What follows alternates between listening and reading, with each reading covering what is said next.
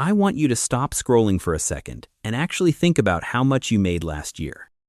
Got that number in your head? Now ask yourself this: where did it all go? Because if you're sitting here making decent money, maybe 50, 60, 70 grand a year, and you still feel broke by the 20th of every month, you are not imagining things. And it is not because you bought too many lattes. It is not because you lack self-control. The reason is something almost nobody talks about, and once you see it, you cannot unsee it. There is a hidden tax on your paycheck. It doesn't go to the IRS. It doesn't show up on your W-2. But it is quietly wiping out your financial future one automatic payment at a time. Today, I'm going to show you exactly how much it's costing you. And I promise, by the end of this video, you are going to look at your debt in a way you never have before. Let me tell you about Sarah. She's 34, lives in Atlanta, works in operations at a mid-sized company, and brings home $67,000 a year. By most standards, Sarah is doing everything right. She's not blowing money at the mall. She meal preps on Sundays. She's got a little something going into her 401k every paycheck. She drives a used car. She is responsible, careful, and completely exhausted by the fact that she still feels behind. Every raise she gets, she thinks this will finally be the one that puts her ahead. It never does. Here's why. Sarah is carrying $23,400 in credit card debt, $28,000 in student loans she's been chipping away at since 2015, and a car note she swore she'd pay off early, but between rent, groceries, and everything else, it just never happened. Every single month, before Sarah can do anything with her paycheck, $520 goes to the credit cards, $310 goes to the student loans, and $387 goes to the car. That is $1,217 gone before she buys a single bag of groceries, before she puts $1 toward her future, before she does anything except stay current on what she already owes. $1,217 every month, like clockwork. Now here is the number that should make your jaw drop, and it is a number Sarah has never sat down and actually calculated. If instead of sending that $1,217 to her lenders every month, she invested it in a basic S&P 500 index fund at the market's long-run average return of about 7.5% per year over 20 years, she would have $716,000. Not through some crazy investment strategy. Not by picking the next big stock. Just by putting that money into a boring index fund and leaving it alone. Sarah is not just paying off debt. She is handing nearly $750,000 of her future wealth to her lenders, and she doesn't even realize it. That is the debt tax. And it is the most expensive thing most Americans are paying right now. But here's the thing, I don't want you to just feel bad about your debt and close this tab. Everybody knows debt is bad.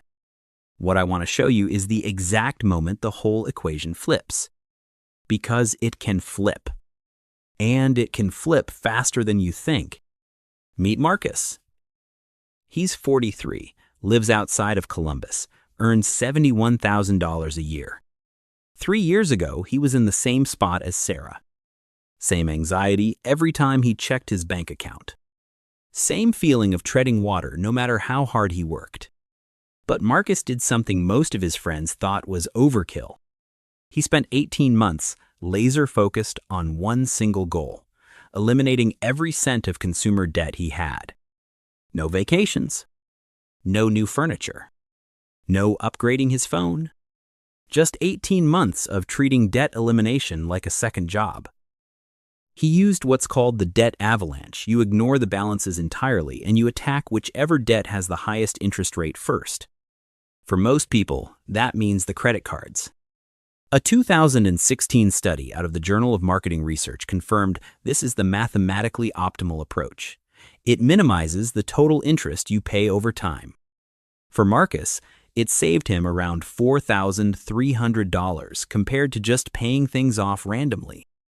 He knocked out the 24% APR credit cards first. Then the student loans. Then the car. Every time one account hit zero, he took everything he'd been paying on that account and rolled it straight into the next one like a snowball, picking up speed as it rolls down a hill. 18 months after he started, Marcus made his last debt payment. That month, he had $1,340 in freed-up cash flow. Every month. And here is the decision that changed everything. He did not go buy a new truck. Instead, he followed a specific order. First, he built up 6 months of living expenses in a high-yield savings account.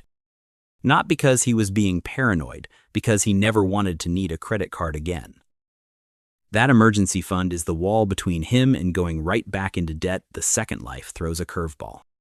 Second, he bumped his 401k contribution until he was getting every dollar of his employer match. That is a 100% instant return on his money.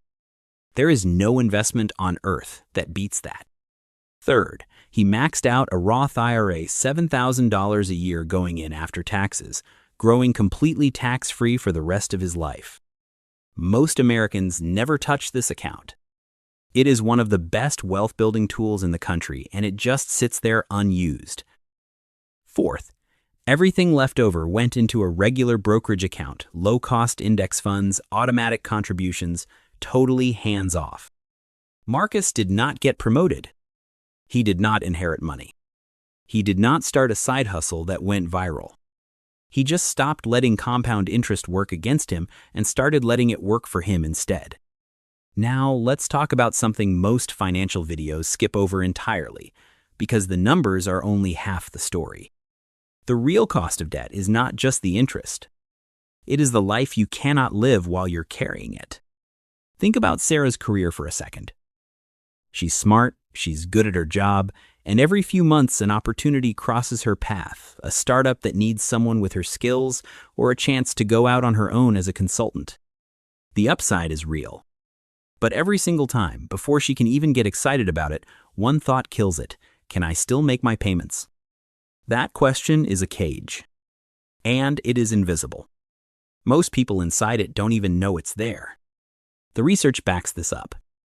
Heavy debt loads are linked to higher rates of clinical anxiety, chronic sleep problems, and according to a study from Northwestern University, measurably higher blood pressure. The financial pressure doesn't just live in your bank account. It gets into your body.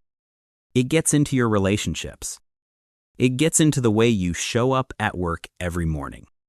Marcus took a lateral career move last year, same title, slightly lower base salary, but equity and a much better trajectory. He could make that call because his bare minimum monthly cost to survive is low enough that he can absorb a risk. He had room to breathe. Sarah doesn't have that room. Not yet. When the debt is gone, your whole decision-making landscape changes.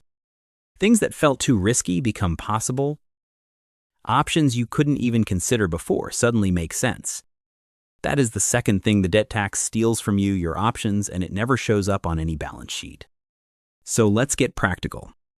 How do you go from where Sarah is to where Marcus is? There's no secret. There's just a sequence. 3 steps, in order. Step 1, pick your method and commit to it today. There are 2 approaches that work. The debt avalanche. Highest interest rate first. This is the math champion. It costs you the least total money. The debt snowball. Smallest balance first. This is the motivation champion. You get wins faster, which keeps you from quitting. Both work. The one you stick with is better than the one you don't. If you're someone who needs to see progress to stay in the game, go with the snowball. If you can trust the math without needing constant reinforcement, go with the avalanche. But pick one today. Not this weekend. Today. Step 2, find an extra $200 a month. That's it. If Sarah added just $200 on top of her minimum credit card payments, she would save around $15,000 in interest and knock 6 years off her payoff timeline. Not $500. Not $1,000. $200. Go through your subscriptions right now. There's almost certainly one you forgot you're paying for. Find one spending category you can pull back on for the next year. Sell something sitting in your garage. Pick up one extra shift. This $200 is the highest return move you can make with your money right now, and that is not an exaggeration. Step 3. Decide where the money goes before the debt is paid off. This one sounds simple, and almost nobody does it. When people finally pay off their debt, the freed up cash tends to just disappear into lifestyle inflation, nicer restaurants, a streaming service upgrade, a car that's a little newer than they actually needed. It is called lifestyle creep, and it is silent and fast. Before you make your last debt payment, have an automatic transfer already set up. The first X dollars freed up every month goes straight to an investment account. No decision required, no willpower needed. Set it up now, so that when the debt is gone, the money has somewhere to go automatically. The gap between good intentions and actual wealth is almost always just a missing automation. Here's the bottom line. Sarah and Marcus aren't living different lives because one of them is smarter or luckier or earns dramatically more. Marcus makes about $4,000 more a year before taxes. That's barely $150 a paycheck. The real debt to commit to is $1,217 in monthly obligations that Sarah has and Marcus doesn't. In year 1, they look basically the same. In year 20, Marcus has over $500,000 more. Not because he out-earned her, because he stopped paying the debt tax before she did.